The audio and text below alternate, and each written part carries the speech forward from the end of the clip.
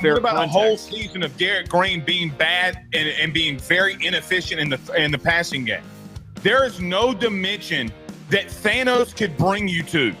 That 53.1% completion percentage he's just better than some. Joe, get out of here with that. Garrett Greene has doubters again. I dove deep into the numbers to prove the so-called doubters wrong again, just like last year. Stick around, we'll do it. This is for Cameron.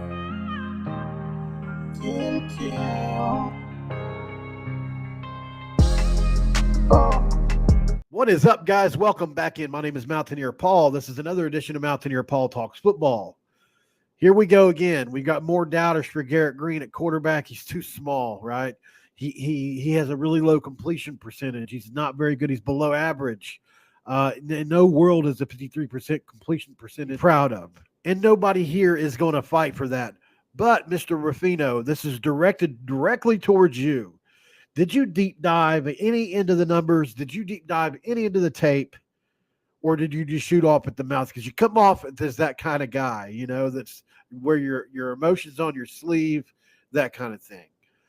I respect your show, but at the end of the day, you swung and missed on this one. Yes, you are right about the completion percentage, but actually it does by the numbers. Garrett Greene is a true unicorn in this college football world, and I'm going to show you why right after this word from my sponsor. Today's video is sponsored by Magic Shine Auto Spa and Tint in Morgantown, West Virginia. At Magic Shine, your vehicle's care is their top priority. They use only the highest quality products to ensure your car not only looks its best, but is also protected and maintained with the utmost care. From window tinting with top-of-the-line Max Pro Tint, or from protective ceramic coatings from Diamond Protec, they've got you covered. Drive in today and experience the difference at Magic Shine Auto Spa and Tint, where your car shines like new.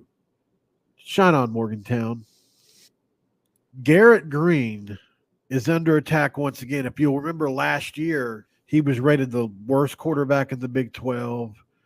And this year, he's getting some buzz from some places, Pro Football Focus being one of those people. And that's because he's really does well with a lot of their stuff. I'd be lying to you guys if I didn't say that I spent probably about 3 hours diving into the numbers on Garrett Greene, because I wanted to find out for myself if what my eyes tell me were true. When I went back and watched all his tape, you look at the Oklahoma State game, you look at the North Carolina game, he's come such a long way since Penn State last year. And so I wanted to make sure that my eyes were telling me the truth, because at the end of the day, I'm a West Virginia fan and people are going to see this as a biased take. But if I can add some numbers to the equation that aren't just reaches, you know, like analytics, that whole thing, then maybe we can make this make sense. So to you, Mr. Ruffino, if you ever watch this video, hopefully this can help convince you a little bit further that Garrett Greene's much more than below average. Here's the number one reason why. Got to put his stats in context, because Garrett Greene had one of the oddest deep ball rates for a quarterback last year, because Neil Brown, in his history as a coach, has never really had a player go much beyond 8 or 9 yards through the air, average. Garrett Greene went up by over 50% on that margin. And this is a guy that is very locked into the kind of offense he wants to run. And he basically changed it all for Garrett Greene. He threw the best deep ball in America. That's by the numbers.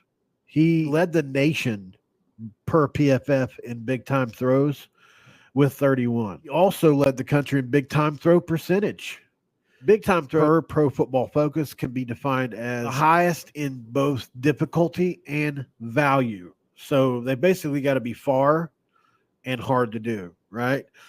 The further out you do that, the higher the score for those throws is going to be. He also is impossible to sack in the pocket. Garrett Greene had less than 5% pressure to sack conversion rate. Do you know how much of a unicorn he really is? That's almost unheard of numbers. Like, there are quarterbacks that do that every year, but not very many. You count them on one hand usually. He's impossible to bring down. which is one of the reasons he had almost 800 yards rushing and 13 touchdowns, something you didn't bring up on your show. You stuck to 53% completion percentage.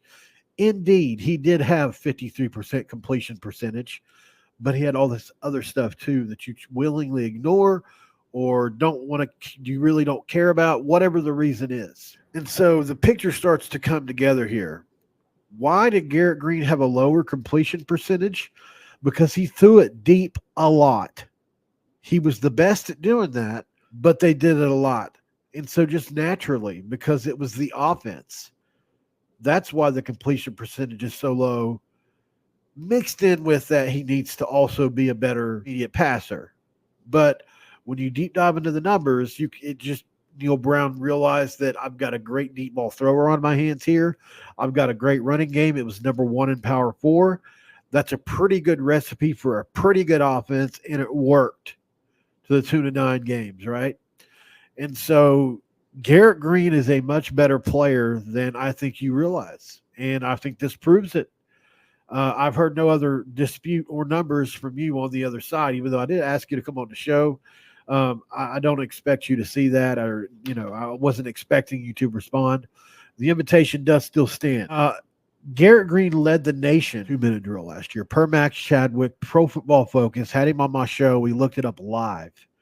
He led the nation in under 2 minutes. He had winning drives against Houston, Baylor, and others. Although the Houston game ended up being a Hail Mary that we lost on, he facilitated his part, which was a game-winning drive. Garrett Greene is a born leader. He leads this team. This team is completely built around his skill set. Every player on this team will run through the wood chipper for him. I talk to players all the time. Garrett Greene's just a different kind of cat.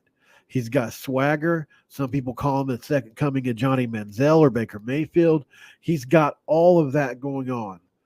And most people are scared of what could happen, including Penn State, if his completion percentage does come up.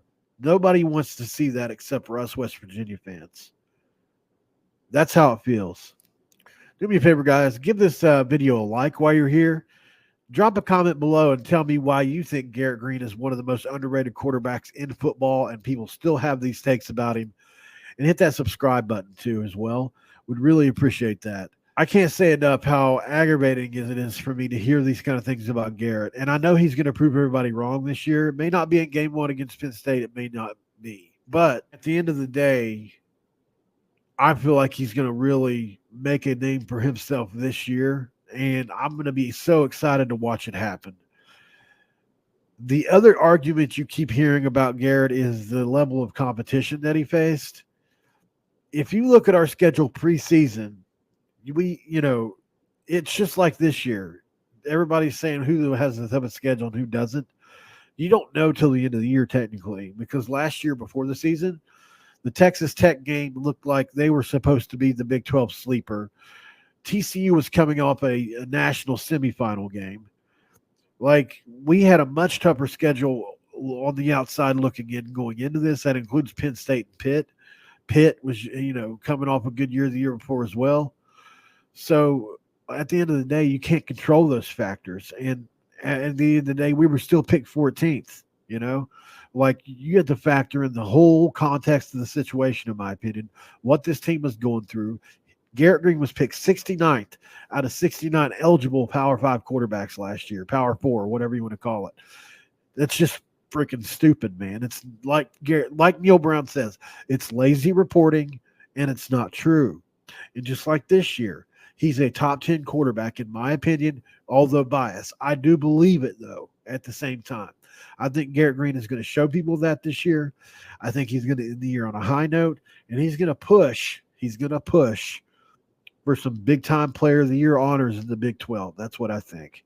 So, Mr. Ravino, even though you have a negative opinion of Garrett Greene, I still challenge you to clap back if you want to what I just put out here. There are a ton of stats out there. I'm sure you could put something together if you really wanted to. But here's what I'm going to put out right now. Garrett Greene is going to show you why he's a great quarterback, and he's going to do it in 1 week. 1 week from today, Garrett Greene will be in. Right now, Twitter will be abuzz with Garrett Greene 1 week from today at 2:46. Hope you enjoyed the video. Keep coming back as always. Share the video out with your friends. Then let's show everybody why Garrett Greene's the best quarterback in the Big 12 this year. Hope you enjoyed the video. This episode's over, and I'm out. This is for Cameron. 10 kill.